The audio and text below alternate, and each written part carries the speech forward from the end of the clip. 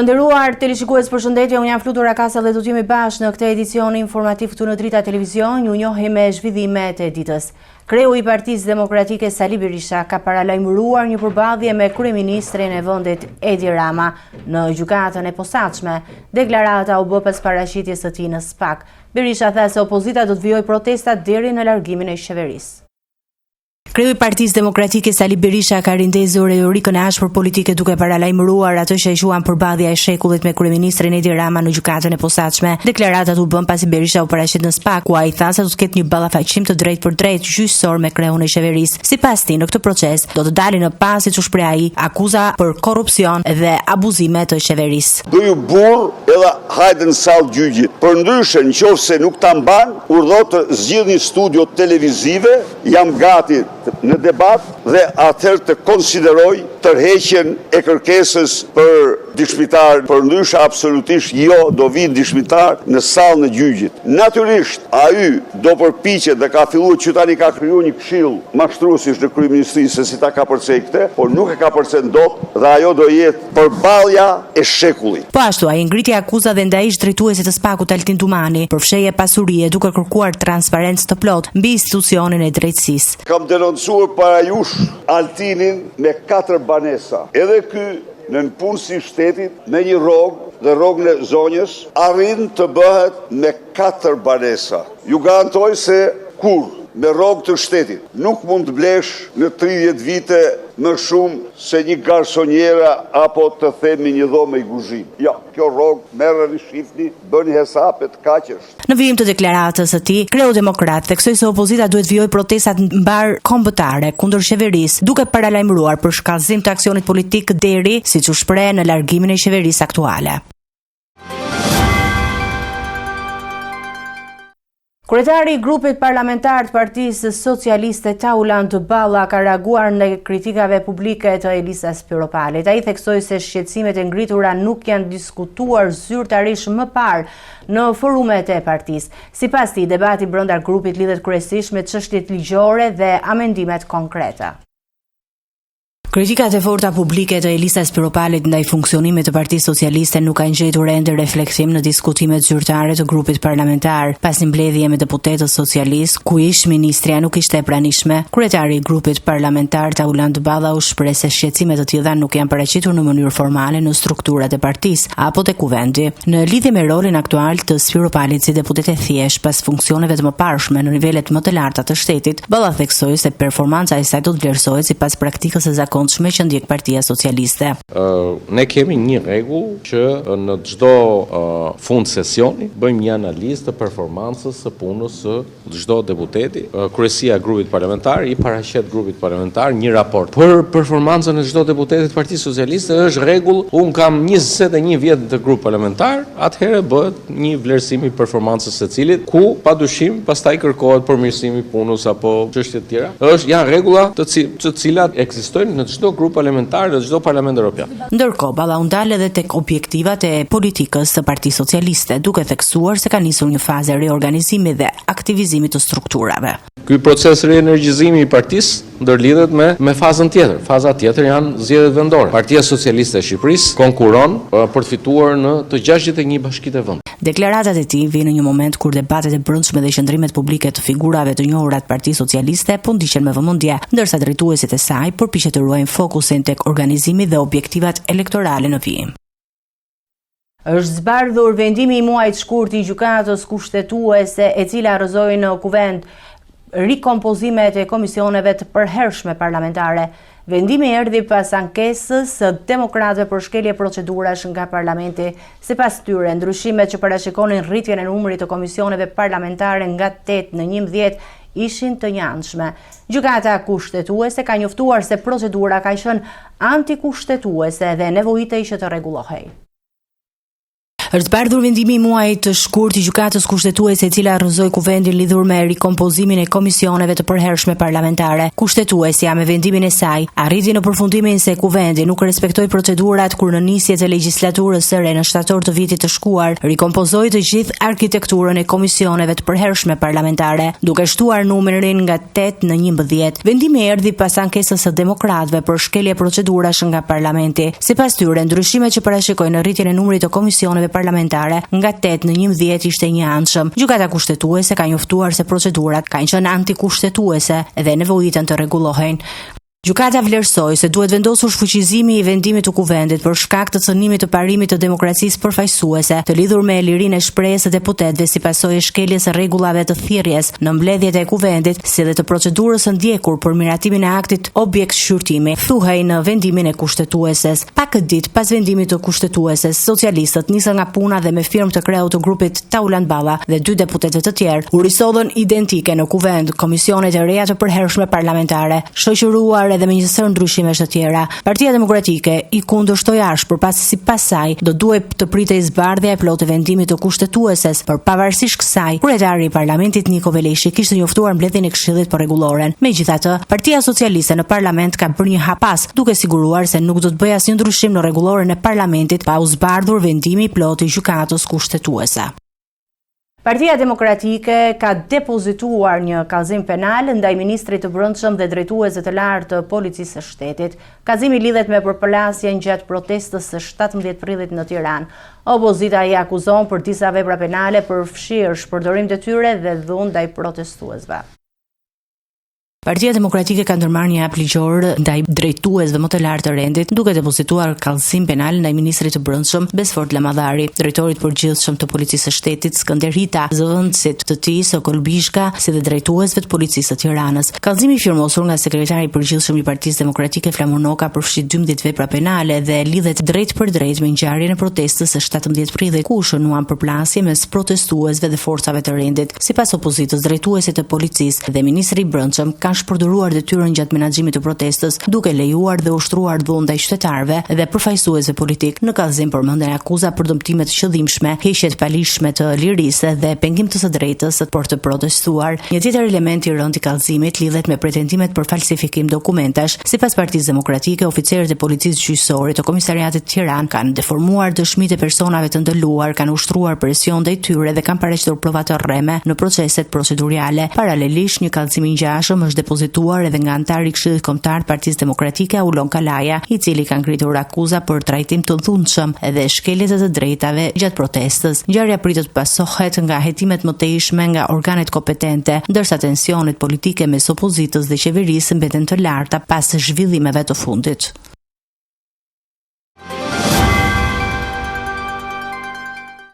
Ministri i Jashtëm Ferit Hoxha zhvilloi një takim në Bruksel me komisioneren për zgjerim Marta Kos. Në fokus ishte avancimi i negociatave për Shqipërinë, antarësimin e Bashkimit Evropian. Të dy palët theksuan rëndësinë e vijimit të reformave dhe ruajtjen e ritmit aktual.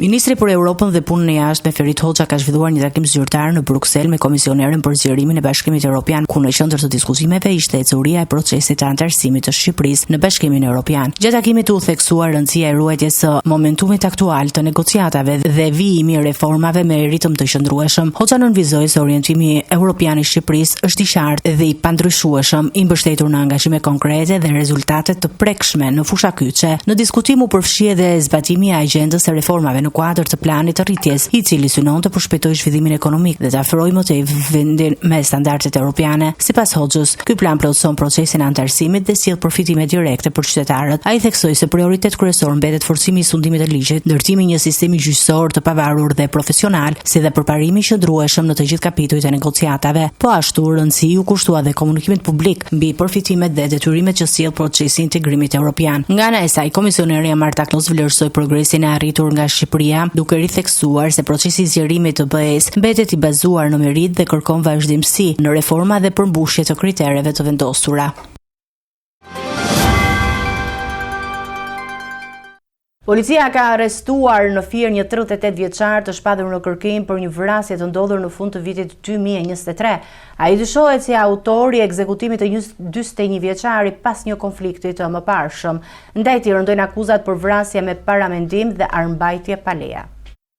Forcat e rendit në Fier kanë vënë në pranga 38 vjeçarin Agim Gashi, i cili është përballur me kërkim për një ngjarje të rëndë kriminale të ndodhur në 17 dhjetor 2023 në lagjen 16 prilli. Sipas hetimeve, Gashi dyshohet se në bashkëpunim me vëllain e tij Krishni Gashi, aktualisht në paraburgim, ka qelluar me armë zjarri drejt automjetit që drejtohet nga 41 vjeçari Elton Javori. Ngjarja ka ndodhur pas një konflikti të mëparshëm për motive të dobta, i cili nuk ishte zgjidhur mes palëve. Viktima është ekzekutuar brenda automjetit të tij vetëm pak metra larg banesës, edhe pse dyshohet se ka tentuar të kundërpërgjigjet. Njëri prej plumbave ka goditur në kokë, duke i shkaktuar vdekjen e menjëhershme. Gjykata e Fierit kishte caktuar më herët ndaj të arrestuarit masën e sigurisë arrest me burg për vepra penale, vrasje me paramendim dhe mbajtje pa leje të armëve. Materialet hetimore janë referuar prokurorisë për vijimin e procedurave ligjore, ndërsa hetimi për zbardhjen e plotë të rrethanave dhe rolit të secilit të përfshirë vijon ende. Një 35 vjeçar ka humbur jetën në Durrës pasi dyshohet se u vetplagos me armë gjahu. Ngjarja ndodhi në lagjen 13, ndërsa viktima nuk arriti të mbijetojë gjatë transportit për në spital. Ndërkohë policia ka arrestuar dhe një 32 vjeçar për armbajtje pa leje dhe shkelje të tjera.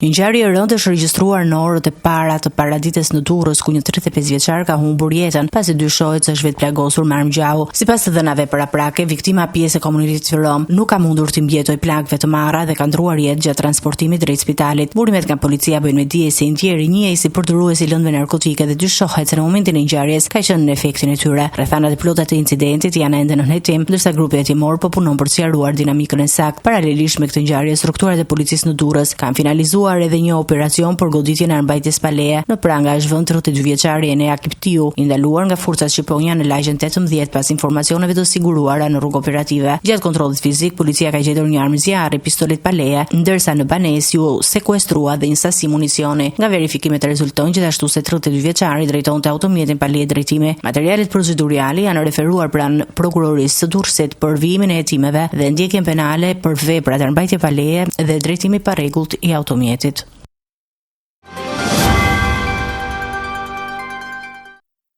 të tjera zhvillime, Kryeministri i Kosovës Albin Kurti ka bërë thirrje për kompromis mes partive për zgjedhjen e presidentit. Ai theksoi se vendi nuk duhet të shkojë në zgjedhje të parakohshme parlamentare. Afati kushtetues për zgjedhjet e kreut të shtetit përfundon me 28 prill. Kryeministri i Kosovës Albin Kurti ka apeluar për rritjen e një kompromisi politik mes partive parlamentare për zgjedhjen e presidentit të ri të vendit, ndërsa afati i vendosur nga Gjykata Kushtetuese e Kosovës po afrohet rrit fundit. Gjatë mbledhjes së kabinetit, Kurti theksoi se rikthimi i një zgjedhje të parakohshme parlamentare nuk është një zgjidhje e dobishme për vendin, duke argumentuar se një proces i tillë nuk do të sillte ndryshime thelbësore në raportet politike. Ai nënvizoi se zgjedhja e presidentit është detyrim kushtetues që kërkon përgjegjësi dhe bashkëpunim nga të gjitha forcat politike. Zgjedhja e presidentit kërkon vullnet, përzgjedhje dhe gatishmëri për kompromis. Shpreh Kurti, duke shtuar se asnjë parti nuk ka shumicën e nevojshme për të bërë këtë proces e vetme. Sipas tij, rezultati i zgjedhjeve duhet të pranohet nga të gjithë dhe mbi këtë bazë të ndërtohen bisedime të sinqerta me interes të vendit. Ai theksoi se lëvizja vendvendosje mbetet e hapur për një zgjidhje që reflekton vullnetin e qytetarëve, ndërsa u bëri thirrje partive të tjera të angazhohen në dialog konstruktiv për të shmangur një krizë të re politike. Sipas afateve të përcaktuara nga Gjykata Kushtetuese e Kosovës, kuvendi ka kohë deri me 28 prill për të zgjedhur presidentin e ri. Procesi kërkon mbështetje të dytë të tretave të deputetëve në 2 raundet e para ose të paktën 61 vota në raundin e tretë. Nëse ky proces dështon brenda afatit kushtetues, vendi do të detyrohet të shkojë në zgjedhje të parakohshme parlamentare, të cilat duhet të organizohen brenda 45 ditësh, duke rrezikuar thellimin e paqëndrueshmërisë politike. Qeveria e Kosovës ka shpallur korpusin e Gardës Revolucionare Islamike organizat terroriste. Vendimi u bë ditur nga kryeministri Albin Kurti gjatë mbledhjes së kabinetit të tij. Sipas tij, ky hap forcon angazhimin e vendit në mbrojtje të sigurisë dhe vlerave demokratike. Qeveria e Kosovës ka ndërmarrë një hap të rëndësishëm në politikën e saj të jashtme dhe të sigurisë, duke u shpallur korpusi i Gardës Revolucionare Islamike si organizatë terroriste. Vendimi u miratua në mbledhjen e kabinetit dhe u konfirmua publikisht nga kryeministri Albin Kurti. Sipas Kurtit, ky vendim përfaqëson një rreshtim të qartë të Kosovës për krah aleatëve të saj strategjik në luftën kundër terrorizmit dhe në mbrojtjen e sigurisë ndërkombëtare, të drejtave të njeriut dhe rendit demokratik. Ai theksoi se organizata në fjalë konsiderohet si një strukturë që përdor dhunën dhe aktivitetet e organizuara për të ndikuar në zhvillimin rajonal dhe global global. Korpusi i Gardës Revolucionare Islamike është një formacion kyç në Iran i krijuar pas revolucionit islamik të vitit 1979, me rol të rëndësishëm në mbrojtjen e sistemit politik dhe udhëheqjes klerikale të vendit. Përveç funksioneve ushtarake, kjo strukturë ka ndikim të gjerë dhe në ekonomi, duke kontrolluar sektor të rëndësishëm strategjik. Kjo organizatë është shpallur më herët si terroriste në disa vende dhe organizata ndërkombëtare, përfshirë Shtetet e Bashkuara dhe Bashkimin Evropian, ndërsa edhe Shqipëria ka mbajtur qendrim të ashpër ndaj Teheranit, duke miratuar një rezolutë që e cilëson Iranin si shtet sponsor të terrorizmit. Vendimi i Prishtinës zyrtare pritet të ketë ndikim në marrëdhënien ndërkombëtare të vendit, duke forcuar pozicionet e saj në krah të partnerëve perëndimor dhe duke theksuar orientim euroatlantik të politikës së jashtme.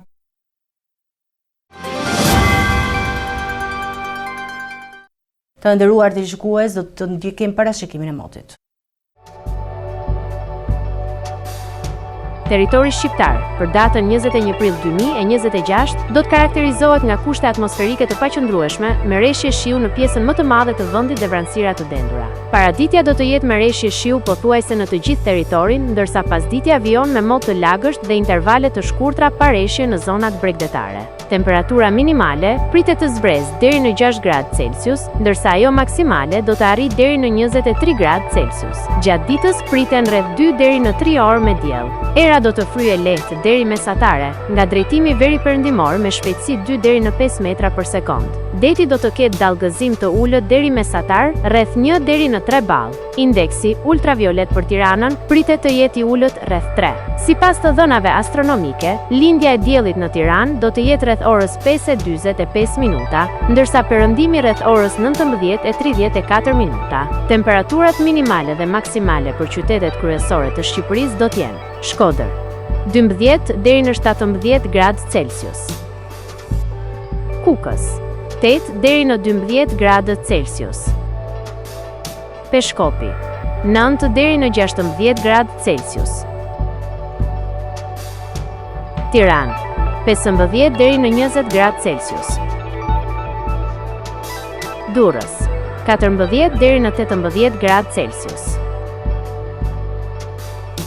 Kavaj 12 deri në 20 gradë Celsius, Elbasan 14 deri në 21 gradë Celsius, Berat 12 deri në 23 gradë Celsius, Korç 6 deri në 16 gradë Celsius, Vlorë 15 deri në 23 gradë Celsius, Gjirokastër 11 deri në 19 gradë Celsius, Sarand 13 deri në 20 gradë Celsius. Territori i Kosovës për datën 21 prill 2026 do të karakterizohet nga moti i paqëndrueshëm me rreshje shiu në të gjithë territorin. Paraditja dhe pasditja do të jenë me rreshje shiu të vazhdueshme dhe vranësira të dendura. Temperatura minimale pritet të zbrezë deri në 4 gradë Celsius, ndërsa ajo maksimale do të arrijë deri në 11 gradë Celsius. Era do të fryjë lehtë nga drejtimi veriperëndimor me shpejtësi 2 deri në 4 metra për sekond. Indeksi ultraviolet për Prishtinën pritet të jetë i ulët rreth 2. Sipas të dhënave astronomike, lindja e diellit në Prishtinë do të jetë rreth orës 5:38 minuta, ndërsa perëndimi rreth orës 19:31 minuta. Temperaturat minimale dhe maksimale për qytetet kryesore të Kosovës do të jenë: Mitrovic 5 deri në 9 gradë Celsius, Podujev 4 deri në 8 gradë Celsius, Skënderaj 4 deri në 10 gradë Celsius,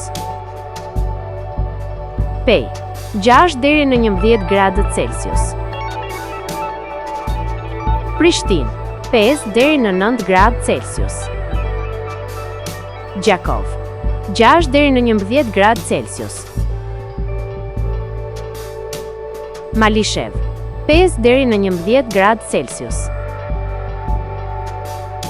Gjilan 5 deri në 10 gradë Celsius, Ferizaj 5 deri në 10 gradë Celsius, Kaçanik 4 deri në 10 gradë Celsius, Suharek 7 deri në 11 gradë Celsius, Prizren 6 deri në 11 gradë Celsius. Ishte gjithçka e përgatitur në këtë edicion informativ. Për më shumë zhvillime dhe informacione klikoni në faqen tonë zyrtare drita.tv. Mund na ndiqni në faqet tona në rrjetet zyrtare, Facebook, Instagram, YouTube, ku jemi me përditësime në çdo kohë. Vazhdoni të shndroheni në shoqërinë e programacionit Drita, bashkë me u takofshim në edicionin e ardhshëm.